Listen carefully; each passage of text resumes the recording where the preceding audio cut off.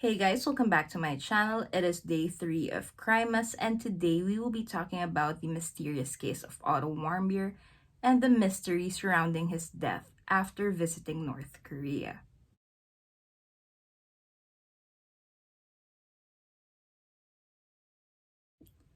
Otto Warmbier was born on December 12, 1994 in Cincinnati, Ohio, to his parents Cindy and Fred. He was the eldest of 3 siblings and was your all-around good guy. He was described to be smart and enthusiastic with an extremely positive outlook in life.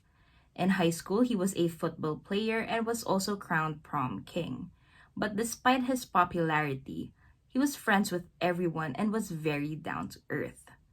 After finishing high school, he studied at the University of Virginia, where he double majored in commerce and economics, minoring in global sustainability. He also loved to travel and learn about different cultures. And he just had so much zest in life.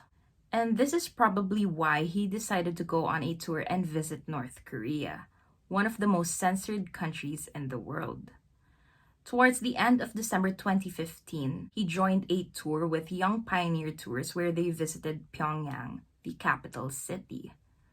Even before leaving the United States, Otto and the other tourists were given a list of what and wasn't allowed. They were not allowed to bring their cell phones, computers, nor cameras. They were also prohibited from bringing any form of Western or foreign media. This included music, books, and films. Now, North Korea is a very strict country. People can't just get in or out, and there are a lot of rules and regulations that need to be followed, especially for outsiders wanting to visit the country.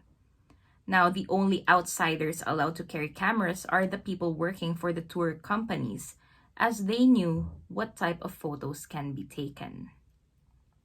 They also have the fourth biggest military in the world, and these authorities make sure that every rule implemented is strictly followed.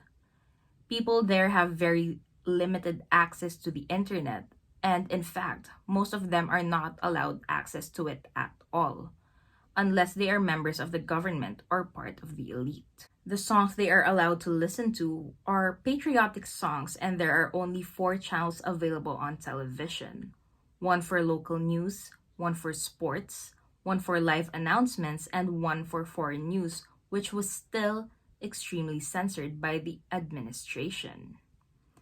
People who join the tour groups are made aware of this before and during the trip, as it would be quite dangerous to not abide by these. Once they arrived in the city of Pyongyang, they were to stay in this lavish hotel on an island. And although this sounds extremely or incredibly bougie, this hotel is actually on an island for better monitoring of guests. On the way to the hotel, the group was told to stay away from the 5th floor, as it was an area that regular people, especially tourists, was not allowed to go to. Now, some of the people who have stayed in the hotel even noticed that there was no button leading to the 5th floor on the elevator. And nobody knew why except the ones who broke the rules and lived to tell the tale. Now, despite following the very strict orders, the group actually had a great time, even celebrating New Year's Eve watching fireworks at the city center with the locals. They spent an entire 5 days there learning about what they were allowed to learn. They were on their way back to the US when suddenly 2 guards approached Otto, asking if they could talk to him. These guards escorted him out of the security line, and as the plane was about to leave, his newly made friends asked where he was, only to be told that Otto was sick and could not board the plane. But he wasn't sick, and they all knew this. In fact, he was so excited to get back to his family. However, he would never see them again. To everyone's shock, Otto was arrested and detained. CCTV footage of someone taking down and stealing a propaganda poster on the hotel's 5th floor was presented as evidence. And as I have mentioned earlier, tourists are prohibited from coming to the 5th floor. Only authorized personnel was allowed to. Why? Because it was apparently full of anti-American propaganda. And what's worse is that the poster that was taken down had the face of Kim Jong-un on it. And this in North Korea was one of, if not the biggest crime you can commit.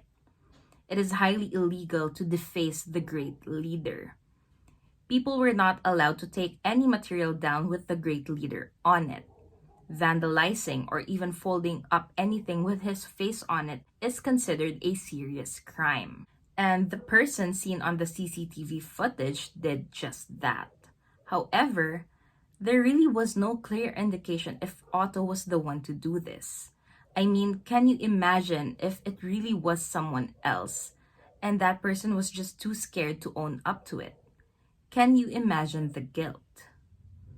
To everyone's surprise, Otto appeared in court without any representation for his defense. He made a recorded confession apologizing for what he has done and how his mind was poisoned by the US government into thinking negatively of North Korea. Now, honestly, it was very disturbing and heartbreaking to watch. You can clearly see how distraught, emotional, and scared Otto was. He begged them for forgiveness and pleaded to be allowed to return to his family. However, due to the confession, Otto was found guilty of subversion charges and was sentenced to 15 years of hard manual labor. 15 years for taking down a poster. Now, the Warmbier family did everything that they could to have this decision overturned. However, they never really got the support from their own government and instead were asked to keep quiet. They were silenced and they had absolutely nothing else to do but pray for Otto's safety. Now, fast forward to June 2017. North Korean authorities suddenly revealed that Otto was in a coma and that he would be released on humanitarian grounds. And although they were worried and quite confused, this made the Warmbier family as well as Otto's friends and community very happy and excited to see Otto. But none of them were ready for what they were about to witness.